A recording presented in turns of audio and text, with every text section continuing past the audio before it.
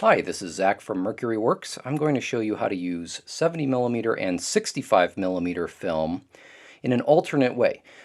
In another video, I showed how to load 65mm and 70mm film into these classic 70mm cassettes, which many backs and cameras accept. But there's another way that you can shoot, especially 65mm film. This is particularly valuable, and that is in a Mercury cut film holder. Now, cut film holders are used in large format photography, and this will only work on large format cameras and on the Mercury Stereo 12 camera. But cut film holders normally were made for sheet film, 4x5, 5x7, 8x10, etc. Well, Mercury Works makes modified special sheet film holders that accept 65mm or 70mm film.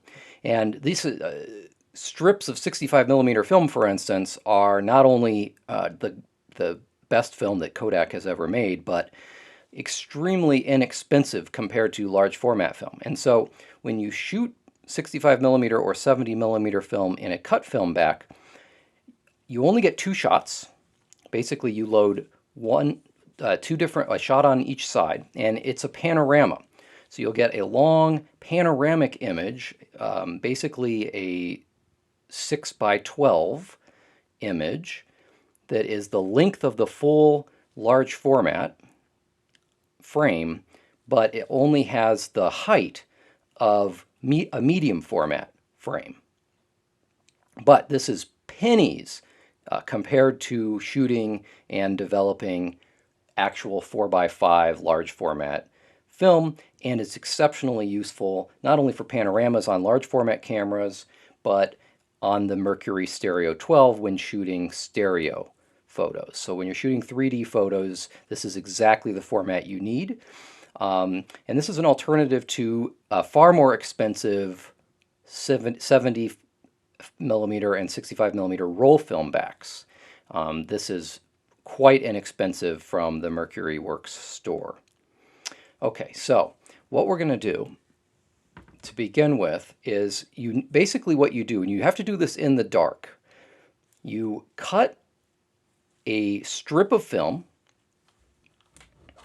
to the exact size needed to fit in the holder.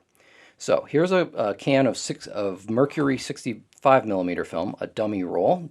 You would never do this in the light. You have to do this in a changing bag or a dark room or a very pitch black space.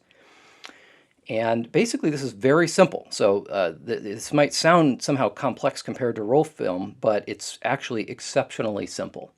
All you need to do is this. You have to have, of course, the right kind of back from Mercury Works. There's a difference between the 65mm and the 70mm back. They're different backs, so each one holds only its size of film. And for each size, there's also this very simple, inexpensive cut film guide. There's one of these for 65 and one for 70. Technically, you can use the 70 for both 65 and 70, but it's a little more challenging in the dark. So I'd recommend having the right cut film guide for your width of film. So this is the 65mm cut film guide. And the way this works is you can load from either a bulk roll of film, or you can load from a cassette. I showed in another video how to load these cassettes, and either one works. So you can pull out a cassette that is loaded with film and very easily use it to load each shot, or you can do it from the bulk roll. If you do it from the bulk roll, you don't need a cassette at all. All you do is turn the bulk roll on its side in the dark, and you pull it out over the cut film guide, Now it reminds you right on the guide that it needs to be emulsion side down. Now emulsion on any roll, whether it's your bulk roll or a loaded cassette, that's always the inside of the roll.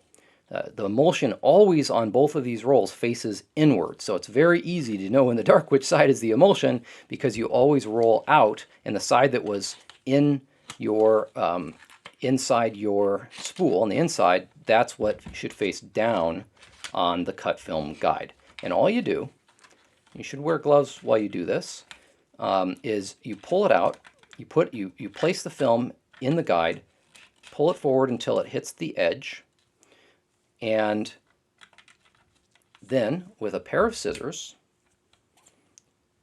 you press the scissors right up against the guide. There's a kind of large area for the scissors to hold against, and you just cut. And you could stop there, but the guide is designed for a second cut as well. And the second cut is like this. It's just at a diagonal. And when you cut the second, all it does is snip off a tiny little corner. Why do you do that? You do that because that is a marker that you can always feel in the dark, not only when you're loading or shooting, but also when developing. And that tells you which side is the emulsion side. So you don't, in the dark, you can always tell. This mimics a large format sheet film, which has little notches in the corner that tell you which side is the emulsion. The way that works is when you're holding the film and you can feel the notch on the upper right hand corner, you know that your emulsion side is up. So notice there's only one way to do that, and that is to flip it like this, and now I can feel that corner, and now I know it's emulsion side up. Now you don't need to know this when loading, but like I said, if you ever get confused, you store a bunch of these strips and you're pulling them out of a box, you might need to figure this out. Okay, then it can be useful. Now, to load it in the back, all you do is this. You pull the dark slide open. You don't even have to open it all the way. And of course you can do this in the light before you load it. You take this, you open up your back,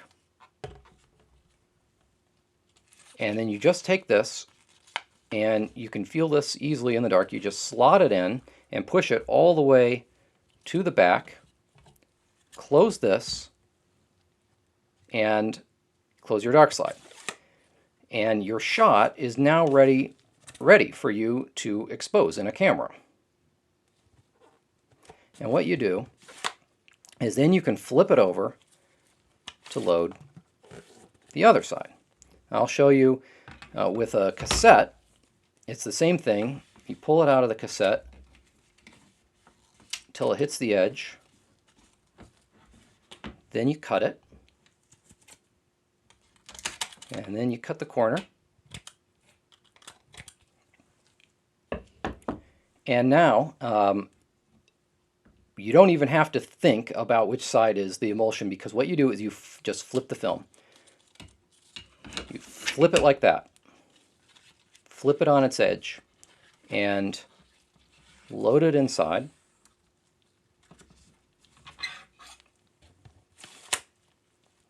And you're ready to shoot. Take this, mount it on your camera, and pull the dark slide, expose one shot, and then you can flip it to the other side, expose your other shot, and you're good to go. When you develop these strips, you can load them one or two onto a 65mm reel, just like you would a roll of film, or you can develop them by hand in trays, as you would 4x5 film. So it's quite easy to work with, and you can choose whether to come right off the bulk roll or off of this. And we have also, Mercury Works has cut film storage boxes that are light tight, so you can actually, you don't have to load directly your backs. You could cut a whole bunch of these, put them in the box, and have them at the ready to load later. Now, it may seem inconvenient to have only 2 shots per load, but remember, you only get 6 shots in a 120 back that's 6x12 format for a large format camera, or the Mercury Stereo 12.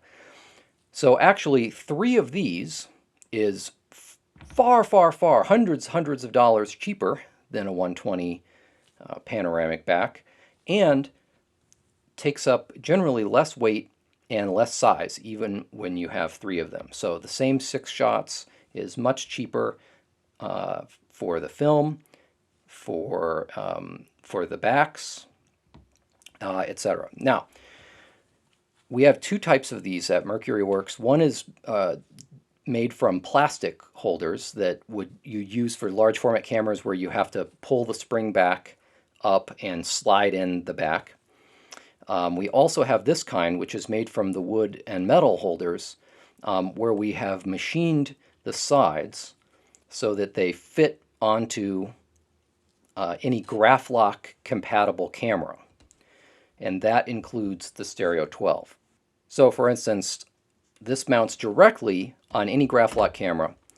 This is the Stereo 12, and the Graflok sliders lock into the back so that it acts like any other Graflok back. No spring back, no rubber bands, etc. necessary for this particular wooden version. The plastic version is a little bit cheaper, and it can be used with any camera as well, but the wooden version is great for cameras that use Graflok style backs. The exact same procedure is used for 70mm. You just need to make sure you have a 70mm back. It's slightly different spacing, but you load it exactly the same way, and it works exactly the same way. Even if you shoot roll film backs, most of the time it can be extremely helpful, I know I do this, to have some extra stocks, whether it's, if you normally shoot color, it's black and white, or you normally shoot black and white, it might be color, or you might shoot medium speed film most of the time, but have a couple of these loaded up with high speed film, or exceptionally low speed film for when you're in bright sunlight, or a tungsten stock for when you're indoors.